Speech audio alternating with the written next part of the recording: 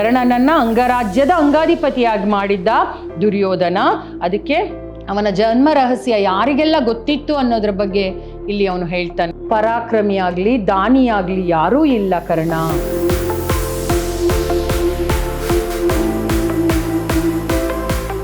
ಎಲ್ಲರಿಗೂ ನಮಸ್ಕಾರ. ನಾನು ಸವಿತಾ ಎಪಿ, ಕನ್ನಡ ಉಪನ್ಯಾಸಕಿ, ವಿದ್ಯಾಶ್ರಮ ಪದವಿ ಪೂರ್ವ ಕಾಲೇಜು, ಮೈಸೂರು. ಪ್ರೀತಿಯ ವಿದ್ಯಾರ್ಥಿಗಳೇ, ಇಂದು ಪ್ರಥಮ PUCಗೆ ಸಂಬಂಧಪಟ್ಟ ಹಾಗೆ ದುರ್ಯೋಧನ ವಿಲಾಪ ಎಂಬ ರನ್ನ ರಚಿತ ಈ ಒಂದು ಕಾವ್ಯ ಭಾಗದ ಕೆಲವೊಂದು ವಿಚಾರಗಳನ್ನು ನಾವು ಕಳೆದ ತರಗತಿಯಲ್ಲಿ ತಿಳಿದುಕೊಂಡೆವು.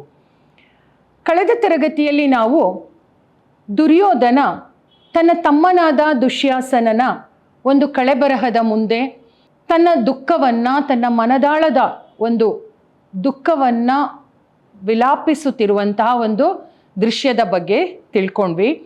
ಹಾಗೆ ಅಲ್ಲಿಂದ ಆ ದುಶ್ಯಾಸನನ ಕಳೆಬರಹವನ್ನು ನೋಡಲಿಕ್ಕಾಗದೆ, ಅವನು ಆ ದುಃಖವನ್ನು ಸಹಿಸ್ಕೊಳ್ಳೋಕ್ಕಾಗದೆ ಎದ್ದು ಬರಬೇಕಾದ್ರೆ ಅವನಿಗೆ ಅಲ್ಲಿ ದಿನಕರ ಸುತ ಅಂದರೆ ಅವನ ಆಪ್ತ ಗೆಳೆಯ, ಪರಮ ಮಿತ್ರನಾದಂಥ ಕರ್ಣನ ಒಂದು ಕಳೆಬರಹ ಕಾಣುತ್ತೆ. ಕರ್ಣನ ಕಳೆಬರಹದ ಮುಂದೆ ಕೂತ್ಕೊಂಡು ಕಣ್ಣೀರನ್ನು ಸುರಿಸ್ತಾನೆ. ಧಾರಾಕಾರವಾಗಿ, ಧಾರೆಯಾಗಿ ಅವನ ಒಂದು ಲೋಚನ ಅಂದರೆ ಕಣ್ಣಿನಿಂದ ನೀರು ಹರಿದು ಬರುತ್ತೆ. ಯಾಕೆಂದರೆ ಅಷ್ಟೊಂದು ದುಃಖ ಅವನಲ್ಲಿ ಇರುತ್ತೆ, ಅದನ್ನು ಅವನು ತೋಡ್ಕೊಳ್ತಾನೆ. ಈಗ ಅವನು ಕರ್ಣನನ್ನ ಕುರಿತು ಏನೇನು ಹೇಳ್ತಾನೆ ಅನ್ನೋದನ್ನು ಈ ಒಂದು ಪ್ರಸ್ತುತ ತರಗತಿಯಲ್ಲಿ ತಿಳ್ಕೊಳ್ಳೋಣ. ಬನ್ನಿ, ಮೊದಲಿಗೆ ಪದ್ಯವನ್ನು ಪ್ರಾರಂಭಿಸೋಣ. ಪದ್ಯ ನೋಡಿ. ಆನುಂ ದುಶ್ಯಾಸನನುಂ ನೀನು ಮೂವರು ದಲಾತನುಂ ಕಳೆದ ಬಳಿಕಾನುಂ ನೀನೇ ದಲಿಗಳ್ ನೀನು ಅಗಲ್ದೆ ಎತ್ತ ಓದೆಯ ಅಂಗಾಧಿಪತಿ. ಇದನ್ನು ಒಡೆದು ಓದ್ತೀನಿ ನೋಡಿ.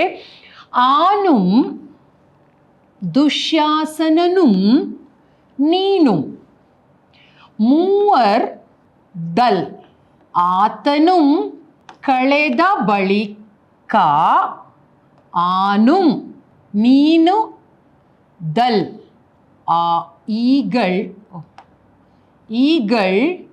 ಈಗಳ್ ನೀನುಂ ಅಗಲ್ದೆ ಎತ್ತ ಓದೆಯಂ ಅಂಗಾಧಿಪತಿ. ನೋಡಿ, ಈಗ ಓದಕ್ಕೆ ಈಸಿ ಆಗುತ್ತೆ. ಆನುಂ ದುಶ್ಯಾಸನನುಂ ನೀನುಂ ಮೂವರ್ ದಲ್ ಆತನುಂ ಕಳೆದ ಬಳಿಕ ಆನುಂ ನೀನು ದಲ್ ಈಗಳ್ ನೀನುಂ ಅಗಲ್ದೆ ಎತ್ತ ಓದೆಯ ಅಂಗಾಧಿಪತಿ. ಅವನು ಆ ಕರ್ಣನ ಕಳೆಬರಹದ ಮುಂದೆ ಕೂತ್ಕೊಂಡು ಧಾರಾಕಾರವಾಗಿ ಕಣ್ಣೀರನ್ನು ಸುರಿಸ್ತಾ ಅವನು ಕೇಳ್ತಾ ಇದ್ದಾನೆ. ಏನು ಅಂದರೆ, ಆನುಂ ದುಶ್ಯಾಸನುಂ ನಾನು ಮತ್ತೆ ದುಶ್ಯಾಸನ, ನೀನು ನಾನು ದುಶ್ಯಾಸನ ನೀನು ಮೂವರು ದಲ್ ಅಂದರೆ ಅಲ್ಲವೇ, ಇದ್ದು ಅಂದರೆ ನಾವು 3 ಜನ ಅಲ್ವೇ ಒಟ್ಟಿಗೆ ಇದ್ದವರು. ದುಶ್ಯಾಸನ, ದುರ್ಯೋಧನ, ಕರ್ಣ, ಈ 3 ಜನರು ಒಟ್ಟಿಗೆ ಇದ್ದು ಪರಮ ಆಪ್ತಮಿತ್ರರಾಗೇ ಇರ್ತಾ ಇದ್ರು, ಅಣ್ಣ ತಮ್ಮಂದಿರು. ಮತ್ತು ಕರ್ಣನನ್ನು ಕೂಡ ಅವರು ತನ್ನ ಸ್ವಂತ ತಮ್ಮಂತರ ನೋಡ್ಕೊಳ್ತಿದ್ದ. ಆನುಂ ದುಶ್ಯಾಸನುಂ ನೀನು ಮೂವರು ದಲ್ ಅಂದರೆ ಅಲ್ಲವೇ, ನಾವು 3 ಜನ ಒಟ್ಟಿಗೆ ಇದ್ದಿದ್ದಲ್ವೇ.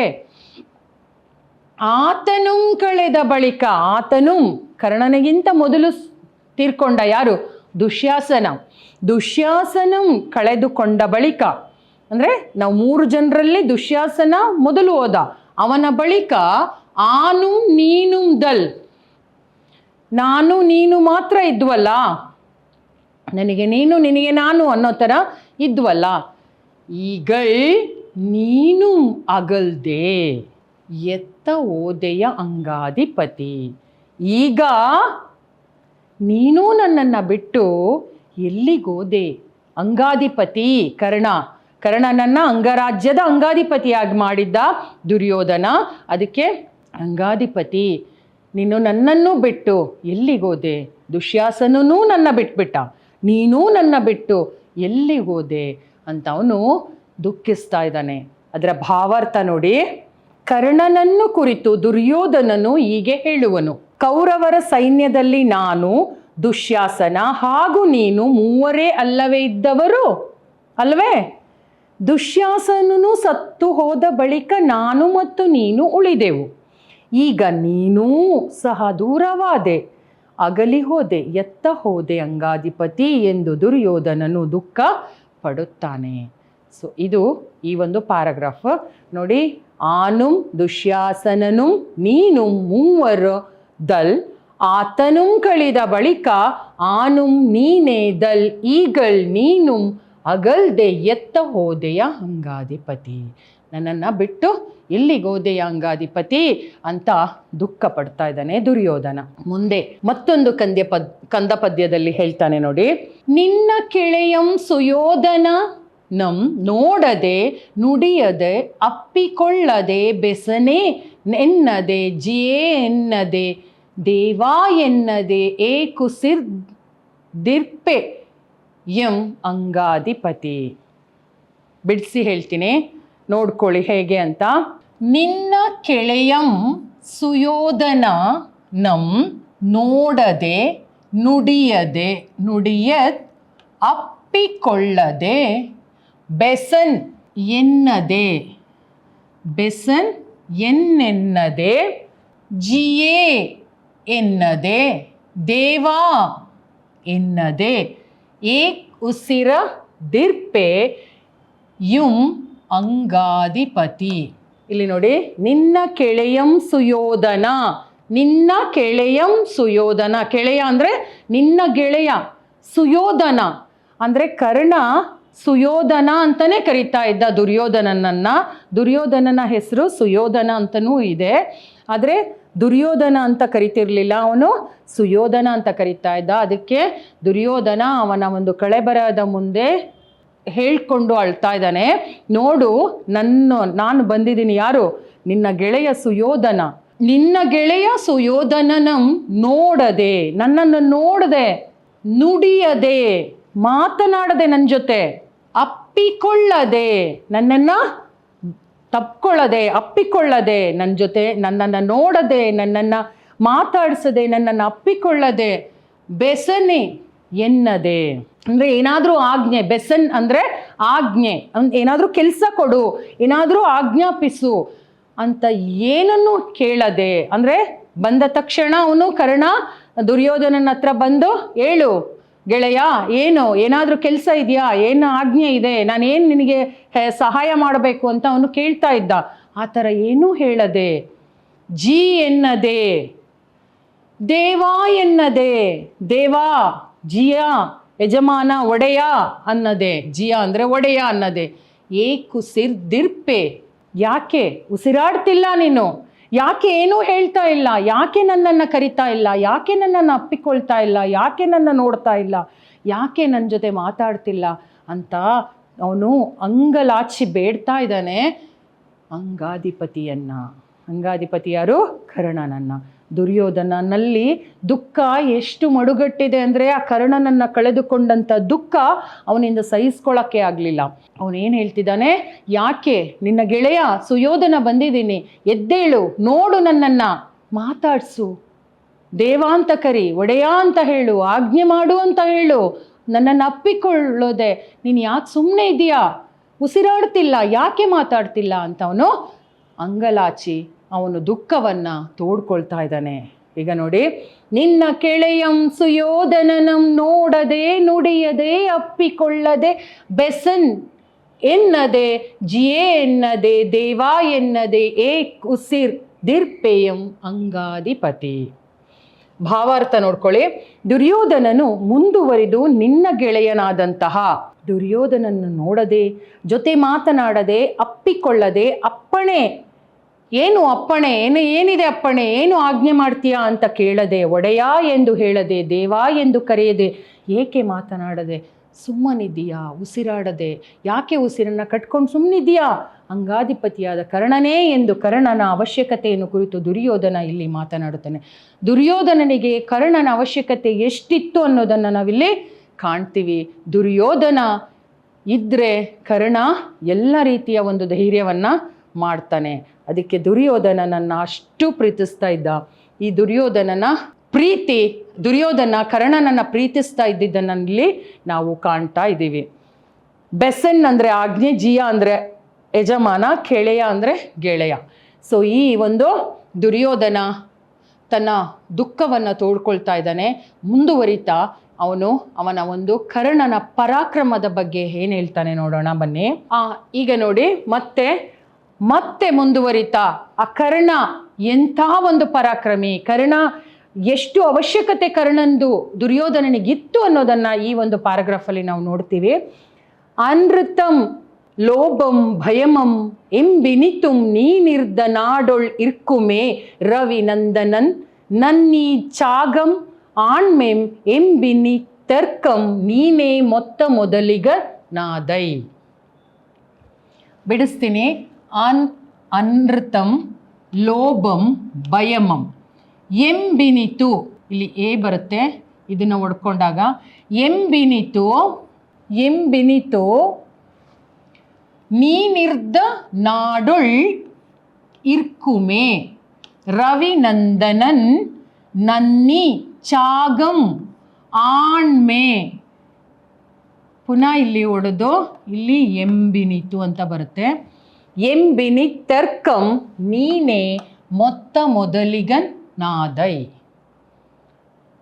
ನೋಡಿ, ಅನೃತಂ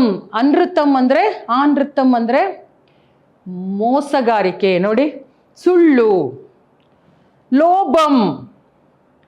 ಲೋಭ ಅತಿ ಆಸೆ, ಮೋಸ, ಭಯ, ಸುಳ್ಳು, ಮೋಸ, ಭಯ ಅನ್ನೋದೆಲ್ಲ ಎಲ್ಲಿ?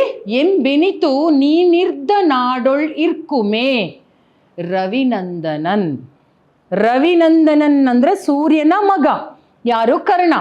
ಸೂರ್ಯನ ಮಗನಾದಂಥ ಕರ್ಣನನ್ನ ಕುರಿತು ದುರ್ಯೋಧನ ಹೇಳ್ತಿದ್ದಾನೆ, ಅನೃತಂ ಲೋಭಂ ಭಯಮಂ ಎಂಬಿನಿತುಂ ನೀನಿರ್ದ ನಾಡೊಳ್ ಇರ್ಕುಮೆ ರವಿನಂದನ್.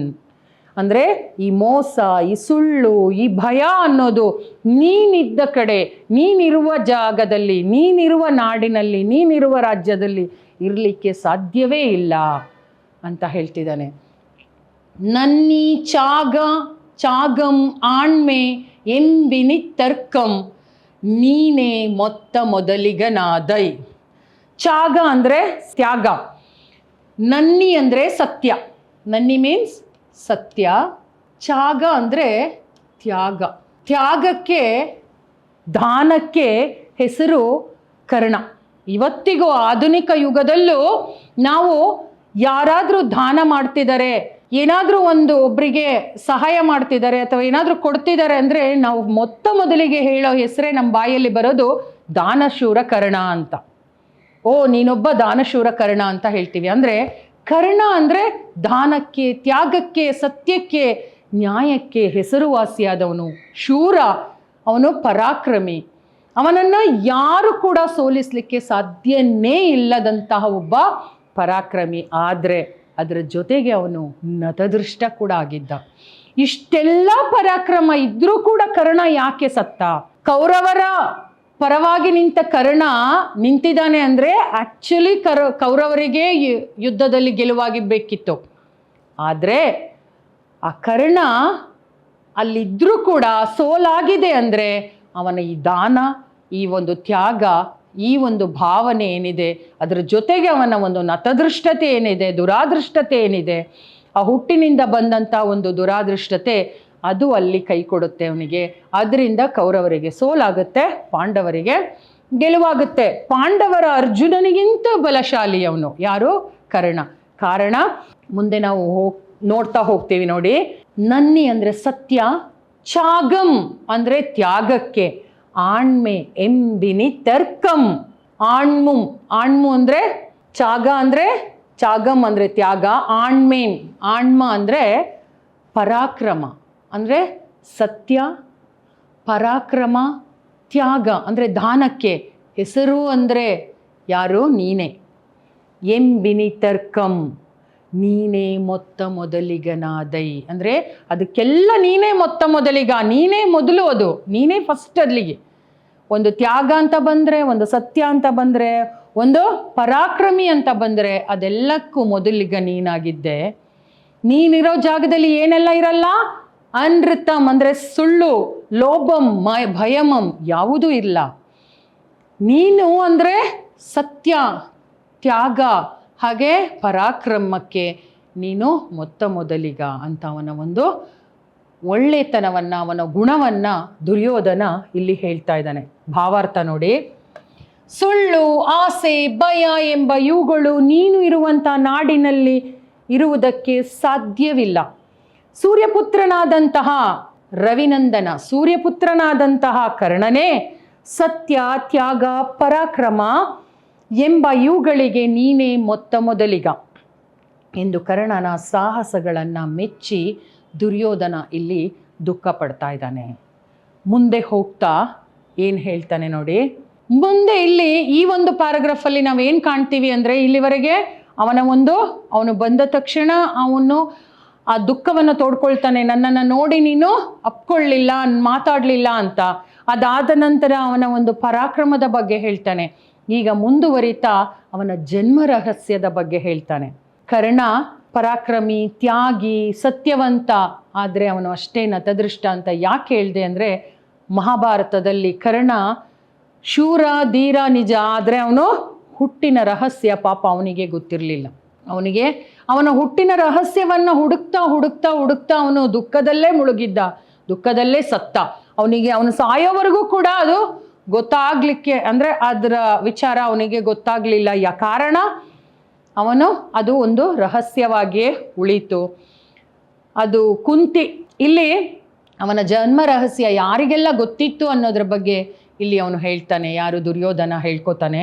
ದುರ್ಯೋಧನ ಅವನಿಗೆ ಗೊತ್ತಿದ್ರೂ ಕೂಡ ಅವನು ಕರ್ಣ ಬದುಕಿದ್ದಾಗ ಹೇಳ್ಕೊಳ್ಳಿಲ್ಲ. ಈಗ ಹೇಳ್ತಾ ಇದ್ದಾನೆ ಕಳೆಬರದ ಮುಂದೆ. ಆನರಿವೆಂ ಪ್ರತಿ ಅರಿವಳ್ ದಾನವರಿಪುವರಿವಂ ಆರ್ಕನ್ ಅರಿವಂ ದಿವ್ಯ ಜ್ಞಾನಿ ಸಹದೇವನ್ ಅರಿವಂ ನೀನಾರ್ಗೆಂದ ಆರುಂ ಅರಿಯರಂ ಅಂಗಾಧಿಪತಿ. ಬಿಡಿಸಿ ಹೇಳ್ತೀನಿ.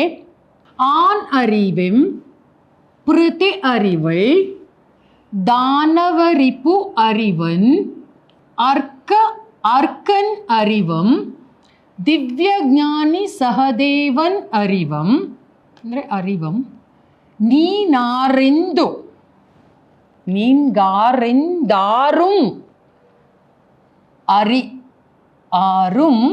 ಈಗ ನೋಡಿ, ಆನ್ ಅರಿವೆಂ ಪ್ರತಿ ಅರಿವಳ್ ದಾನವರಿಪುವರಿ ಅರಿಯನ್ ಆರ್ಕನ್ ಅರಿಯಂ ದಿವ್ಯ ಜ್ಞಾನಿ ಸಹದೇವನ್ ಅರಿವಂ ನೀನಾರ್ಗೆಂದಾರುಂ ಅರಿಯರ್ ಅಂಗಾಧಿಪತಿ. ಇಲ್ಲಿ ಆನ್ ಅರಿವೆಂ ಅಂದರೆ ನನಗೆ ನೀನು ಯಾರು ಅಂತ ಗೊತ್ತು, ನಿನ್ನ ಜನ್ಮ ರಹಸ್ಯ ನನಗೆ ಗೊತ್ತು, ನೀನು ಯಾರ ಮಗ, ಏನು, ನೀನು ಹೇಗೆ ಹುಟ್ಟಿದ್ಯಾ, ಹೇಗೆ ಬೆಳೆದಿದ್ಯಾ ಅಂತ ನನಗೆ ಗೊತ್ತು. ಪ್ರತೆ ಅಂದರೆ ಪ್ರತೆ ಅಂದರೆ ಕುಂತಿ. ಇಲ್ಲಿ ಯಾರು? ಇದು ಕುಂತಿ, ಪ್ರತೆಯ ಇನ್ನೊಂದು ಹೆಸರು ಕುಂತಿ. ಪ್ರತಿ ಅರಿವಳ್ ಕುಂತಿಗೆ ಗೊತ್ತಿದೆ. ಯಾಕೆ ಕುಂತಿಗೆ ಗೊತ್ತಿದೆ? ಕುಂತಿ ತಾಯಿ, ಯಾರ? ಕರ್ಣನ ತಾಯಿಯಾಗಿರ್ತಾಳೆ. ಅದರಿಂದ ಕುಂತಿಗೆ ಗೊತ್ತಿದೆ. ದಾನವರಿಪು ವರಿವನ್ ಅರಿವನ್ ಅಂದರೆ ದಾನವರಿಪು, ದಾನವರ ಶತ್ರು ಶ್ರೀಕೃಷ್ಣ, ಅವನಿಗೆ ಗೊತ್ತಿದೆ. ಆರ್ಕನ್ ಅರಿವಂ, ಆರ್ಕನ್ ಅಂದರೆ ಯಾರು? ಸೂರ್ಯ, ಸೂರ್ಯನಿಗೆ ಗೊತ್ತಿದೆ. ಆರ್ಕ ಅಂದರೆ ಸೂರ್ಯ. ದಿವ್ಯ ಜ್ಞಾನಿ ಸಹದೇವನ್ ಅರಿವನ್, ದಿವ್ಯ ಜ್ಞಾನಿಯಾದಂಥ ಸಹದೇವನಿಗೂ ಗೊತ್ತಿದೆ. ಯಾರಿಗೆಲ್ಲ ಗೊತ್ತಿದೆ? ಈಗ ಇಲ್ಲಿ ಆನ್ ಅರಿವೆಂ ನನಗೆ ಗೊತ್ತು, ದುರ್ಯೋಧನ ಹೇಳ್ತಿದ್ದಾನೆ ನನಗೆ ಗೊತ್ತು. ಪ್ರತಿ ಅರಿವಳ್ ಕುಂತಿಗೆ ಗೊತ್ತು ನೀನು ಅವಳ ಮಗ ಅಂತ. ದಾನವ ಅರಿಪು ಅರಿವನ್ ಅಂದರೆ ಶ್ರೀಕೃಷ್ಣ ಪರಮಾತ್ಮನಿಗೆ ಗೊತ್ತು. ಆರ್ಕನ್ ಅರಿವನ್, ಅರ್ಕ ಅಂದರೆ ತಂದೆಯಾದಂಥ ಸೂರ್ಯನಿಗೆ ಗೊತ್ತು, ಸೂರ್ಯದೇವನಿಗೆ. ದಿವ್ಯ ಜ್ಞಾನಿಯಾದ ಸಹದೇವನಿಗೆ ಗೊತ್ತು. ಸಹದೇವ ಯಾರು? ಪಂಚಪಾಂಡವರ ಕೊನೆಯ ಮಗ, ಕಿರಿಯವನಾಗಿರ್ತಾನೆ. ಅವನು ದಿವ್ಯಜ್ಞಾನಿ, ಅವನಿಗೆ ಲೋಕಜ್ಞಾನ ಎಲ್ಲ ಗೊತ್ತಿರುತ್ತೆ. ಕಳೆದು ಹೋಗಿದ್ದು ಗೊತ್ತು, ಪ್ರಸ್ತುತ ಗೊತ್ತು, ಮುಂದೆ ಆಗುವ ಭವಿಷ್ಯನೂ ಗೊತ್ತಿರುತ್ತೆ. ಎಲ್ಲ ತಿಳ್ಕೊಳ್ಳುವಂಥ ಮುಂದೆನೇ ಎಲ್ಲ ಗೊತ್ತಿರುವಂತಹ ಒಬ್ಬ ಜ್ಞಾನಿ ಅವನು ಸಹದೇವ. ಅವನಿಗೆ ನಿನ್ನ ವಿಚಾರ ಗೊತ್ತಿತ್ತು. ಇಷ್ಟು ಜನರನ್ನ ಬಿಟ್ಟು ಇಡೀ ಯಾರಿಗೂ ನಿನಗೂ ಕೂಡ ನೀನಾರೆಂದು ಅರಿಯರ್, ನೀನು ಯಾರು ಅಂತಲೇ ಗೊತ್ತಾಗ್ಲಿಲ್ವಲ್ಲ ಅಂಗಾಧಿಪತಿ ಅಂತ ದುಃಖಿಸ್ತಾನೆ. ಭಾವಾರ್ಥ, ಕರ್ಣನ ಜನ್ಮ ರಹಸ್ಯವನ್ನ ಕುರಿತು ದುರ್ಯೋಧನ ಇಲ್ಲಿ ಹೇಳ್ತಾನೆ. ನಿನ್ನ ಜನ್ಮ ರಹಸ್ಯ ನಾನು ತಿಳಿದಿದ್ದೇನೆ, ಕುಂತಿ ತಿಳಿದಿದ್ದಾಳೆ, ರಾಕ್ಷಸರ ವೈರಿ ದಾನವರ ಹರಿ ಅಂದರೆ ಶತ್ರು ಕೃಷ್ಣ ತಿಳಿದಿದ್ದಾನೆ, ಆರ್ಕ್ ಅಂದರೆ ಸೂರ್ಯ ತಿಳಿದಿದ್ದಾನೆ, ದಿವ್ಯಜ್ಞಾನಿಯಾದ ಸಹದೇವನೂ ತಿಳಿದಿದ್ದಾನೆ. ಆದರೆ ನೀನು ಯಾರು ಎಂಬ ವಿಚಾರ ಯಾರೂ ಸಹ ತಿಳಿದಿಲ್ಲ. ಅವನಿಗೂ ಅದು ಸರಿಯಾಗಿ ಗೊತ್ತಾಗಲಿಲ್ಲ, ಯಾರಿಗೂ ಗೊತ್ತೇ ಆಗಲಿಲ್ಲ. ಅಂಗಾಧಿಪತಿ ಕರ್ಣನೇ ಅಂತ ಹೇಳಿ ದುಃಖಿಸ್ತಾನೆ.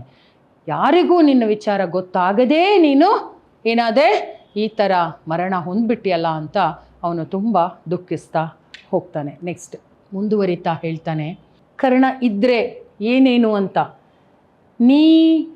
ನೀನುಳ್ಳೊಡುಂಟು ರಾಜ್ಯಂ, ನೀನುಳ್ಳೊಡೆ ಪಟ್ಟಮುಂಟು ಬೆಳ್ಗೊಡೆಯುಂಟು, ನೀನುಳ್ಳೊಡುಂಟು ಪೀಳಿಗೆ, ನೀನಿಲ್ಲದೆ ಇವೆಲ್ಲಂ ಒಳವೇ ಅಂಗಾಧಿಪತಿ.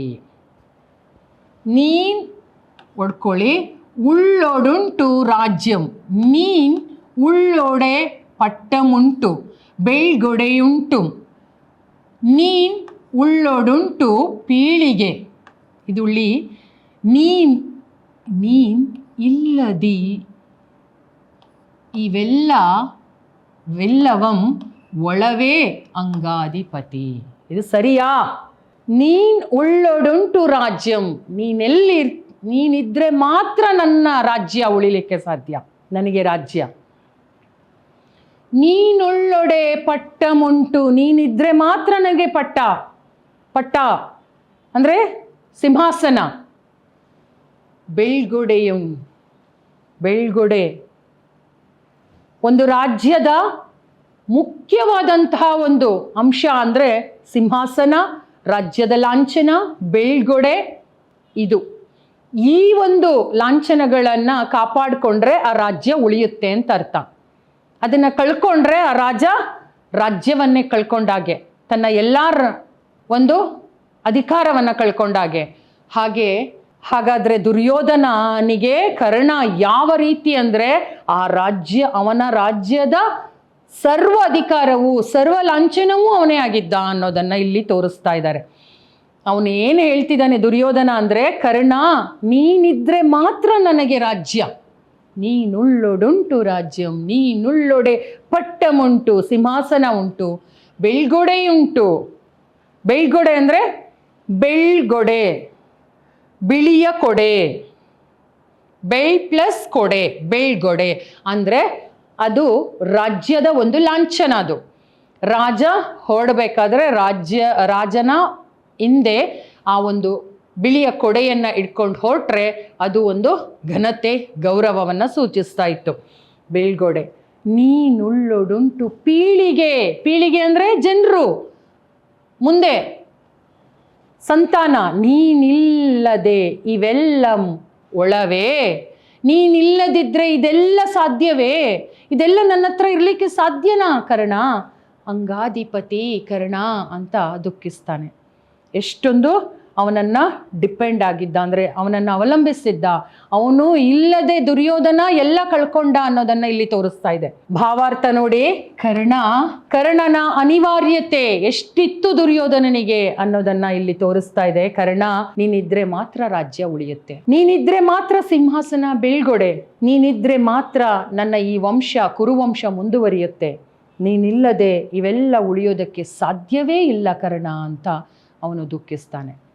ಸೊ ಇದು ಅವನ ಒಂದು ದುಃಖ, ಅವನ ಒಂದು ಅನಿವಾರ್ಯತೆ. ಆ ಕರ್ಣ ದುರ್ಯೋಧನನಿಗೆ ಎಷ್ಟೊಂದು ಇಂಪಾರ್ಟೆಂಟ್ ಅಂದರೆ ಮುಖ್ಯವಾಗಿದ್ದ, ಅನಿವಾರ್ಯನಾಗಿದ್ದ.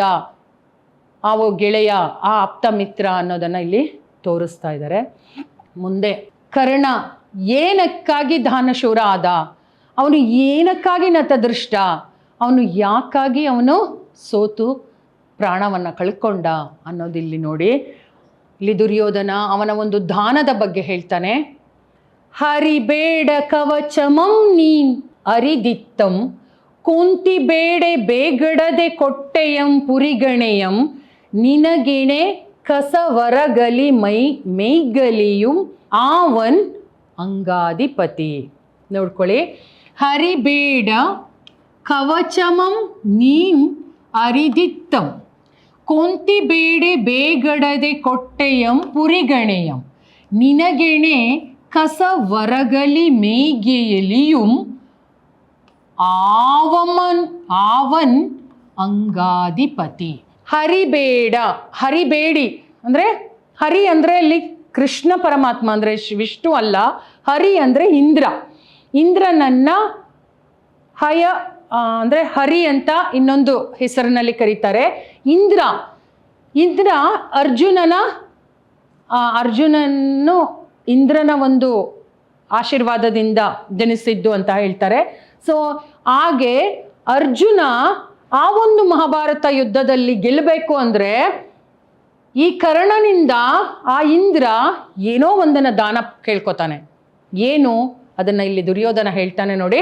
ಹರಿಬೇಡ ಕವಚಮಂ ನೀನ್ ಅರಿದಿತ್ತಂ. ಹರಿ ಅಂದ್ರೆ ಇಂದ್ರ ಬಂದು ಆ ಒಂದು ಯುದ್ಧಕ್ಕಿಂತ ಮುಂಚೆ ಬಂದ್ಬಿಟ್ಟು ನಿನ್ನ ಹತ್ರ ಏನನ್ನ ಕೇಳ್ದ, ನಿನ್ನ ಕವಚವನ್ನ ಕೇಳ್ದ.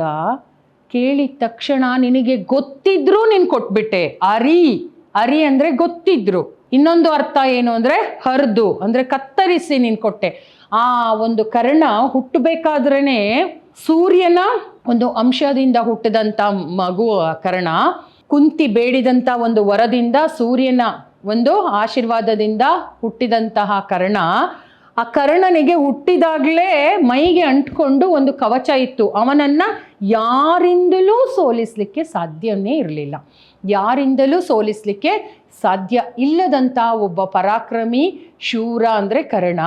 ಆ ಒಂದು ಕವಚವನ್ನ ಕೇಳ್ಕೊಂಡ್ರೆ ಏನಾಗುತ್ತೆ, ಅರ್ಜುನನಿಗೆ ಗೆಲುವು ಬರುತ್ತೆ. ಅಂದರೆ ಗೆಲ್ತಾನೆ, ಕರ್ಣ ಸಾಯ್ತಾನೆ, ಸೋಲ್ತಾನೆ ಅನ್ನೋದು ಇಂದ್ರನ ಒಂದು ವಿಚಾರ ಆಗಿತ್ತು. ಅದರಿಂದ ಇಂದ್ರ ಬಂದು ಕವಚವನ್ನು ಕೇಳಿದ ತಕ್ಷಣ ನೀನು ಏನು ಎತ್ತ ಎಂದು ಕೇಳದೆ ಅದನ್ನು ಕತ್ತರಿಸಿ ಕೊಟ್ಬಿಟ್ಟೆ.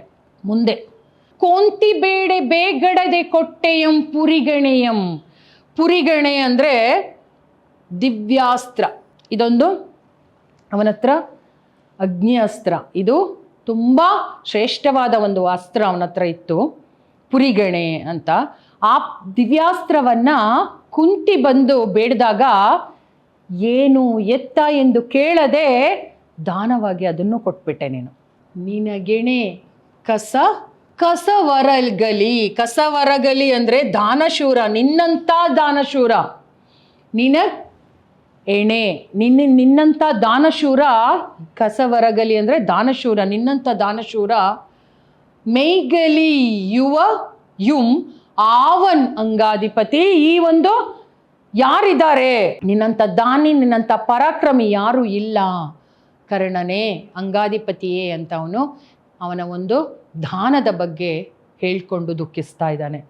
ಈಗ ನೋಡಿ ಒಂದ್ಸಲ, ಹರಿಬೇಡ ಕವಚಮಂ ನೀನ್ ಅರಿದಿತ್ತಂ ಕೊಂತಿ ಬೇಡೆ ಬೇಗಡದೆ ಕೊಟ್ಟೆ ಪುರಿಗಣೆಯಂ ನಿನಗೆಣೆ ಕಸವರಗಲಿ ಮೈಗಲಿಯುಂ ಆವನ್ ಅಂಗಾಧಿಪತಿ. ನಿನಗೆ ಯಾರಿದ್ದಾರೆ ನಿನಗಿಂತ ಇಂಥ ದಾನಶೂರ, ನಿಂಥ ಒಂದು ಪರಾಕ್ರಮಿ, ನಿನ್ನಂಥ ಪರಾಕ್ರಮಿ ಅಂತ ಹೇಳ್ತಿದ್ದಾನೆ. ಭಾವಾರ್ಥ ನೋಡ್ಕೊಳ್ಳಿ. ಇಲ್ಲಿ ದುರ್ಯೋಧನ ಕರ್ಣನ ದಾನದ ಗುಣವನ್ನು ಪ್ರಶಂಸಿಸ್ತಾ ಹೇಳ್ತಾನೆ, ಮಾತನಾಡ್ತಾನೆ. ಕರ್ಣನೇ, ಇಂದ್ರನು ಬಂದು ಬೇಡಿದಾಗ ನೀನು ನಿನ್ನ ದೇಹಕ್ಕೆ ಅಂಟಿಕೊಂಡಂತಹ ಆ ಒಂದು ಕವಚವನ್ನೇ ಕತ್ತರಿಸಿಕೊಟ್ಟೆ. ಕುಂತಿ ಬಂದು ಬೇಡಿದಾಗ ಏನೂ ಯೋಚಿಸದೆ, ಏನೂ ಕೇಳದೆ ಕುಂತಿಗೆ ದಿವ್ಯಾಸ್ತ್ರವನ್ನು ಕೊಟ್ಟೆ, ಪುರಿಗಣೆಯನ್ನು. ಹಾಗಾಗಿ ನಿನಗೆ ಸರಿಸಮಾನವಾದ, ನಿನಗೆ ಎಣೆ ಅಂದರೆ ನಿನಗೆ ಸರಿಸಮಾನವಾದ ನಿನ್ನಂತಹ ಪರಾಕ್ರಮಿಯಾಗಲಿ ದಾನಿಯಾಗಲಿ ಯಾರೂ ಇಲ್ಲ ಕರ್ಣ ಎಂದು ಅವನ ದಾನದ ಒಂದು ಗುಣವನ್ನು ಹೊಗಳ್ತಾ ದುರ್ಯೋಧನ ಇಲ್ಲಿ ದುಃಖಿಸ್ತಾನೆ.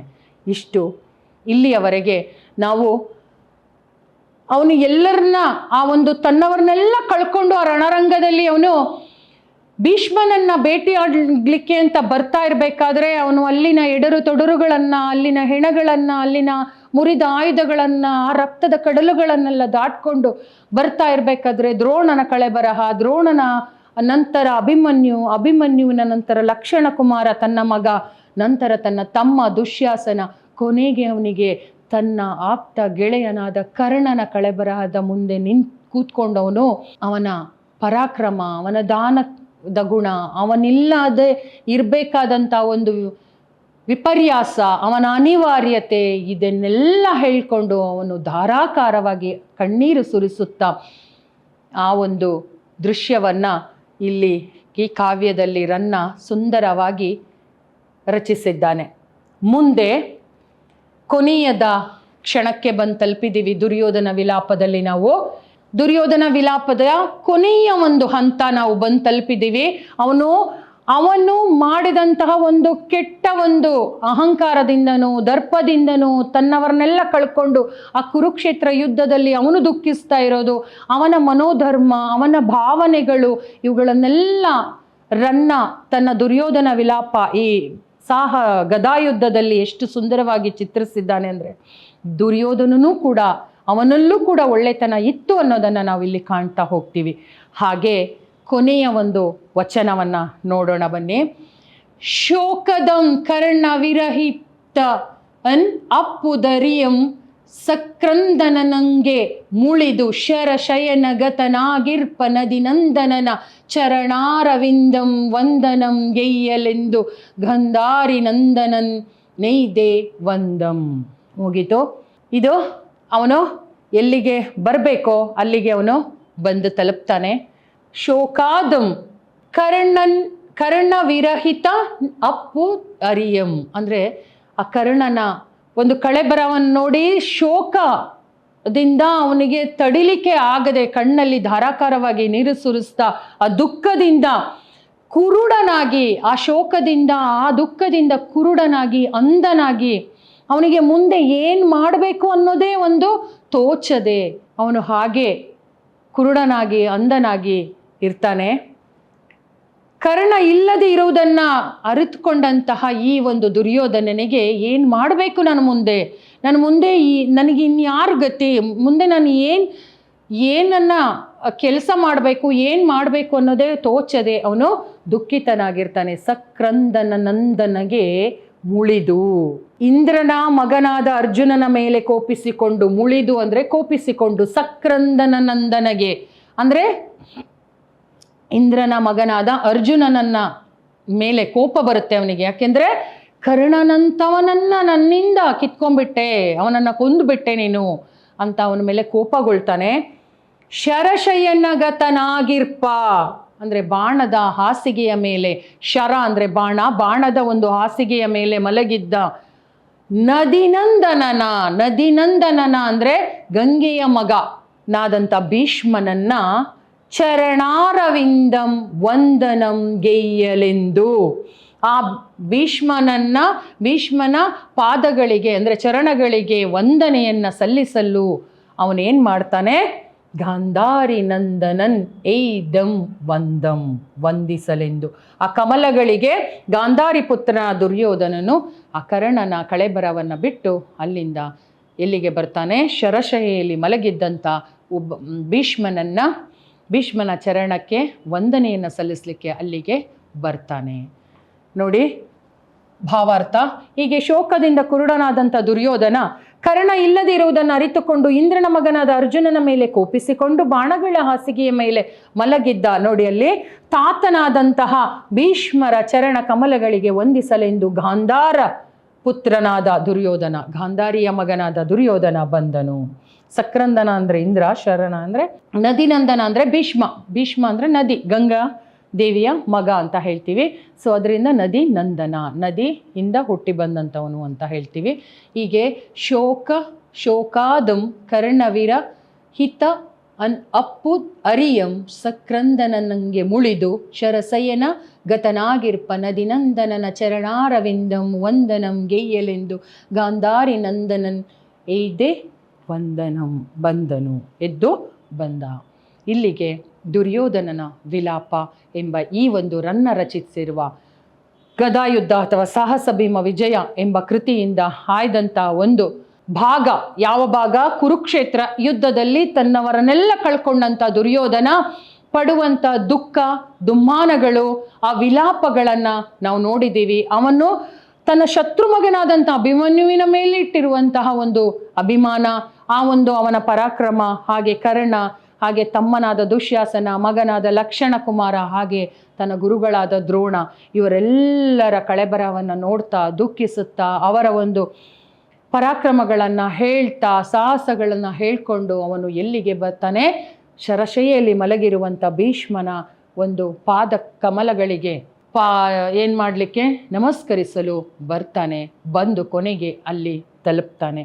ಇದಿಷ್ಟು ನಾವು ಈ ಒಂದು ಪದ್ಯದಲ್ಲಿ ಏನನ್ನ ಕಾಣ್ತೀವಿ ಅಂದರೆ, ನಾವು ಮಾಡುವಂಥ ಕೆಟ್ಟ ಒಂದು ಕೆಲಸದಿಂದ ನಾವೇ ದುಃಖವನ್ನು ಪಡ್ಕೋತೀವಿ. ನಾವು ಇನ್ನೊಬ್ಬರಿಗೆ ತೊಂದರೆ ಕೊಟ್ಟರೆ ಅದು ತಿರುಗಿ ನಮಗೆ ಬರುತ್ತೆ ಅನ್ನುವಂಥ ವಿಚಾರವನ್ನು ನಾವಿಲ್ಲಿ ಕಾಣ್ತೀವಿ. ದುರ್ಯೋಧನ ಮಾಡಿದ್ದು ಕೂಡ ಅದೇ. ದುರ್ಯೋಧನ ಅತಿ ಆಸೆಯಿಂದ, ಲೋಭದಿಂದ, ಮೋಹದಿಂದ ಅವನು ಇಡೀ ರಾಜ್ಯವನ್ನು ತನ್ನದಾಗಿಸ್ಕೊಳ್ಳುವಂಥ ಒಂದು ಅತಿ ಆಸೆಯಿಂದ ಪಾಂಡವರಿಗೆ ಕಷ್ಟ ಕೊಟ್ಟ.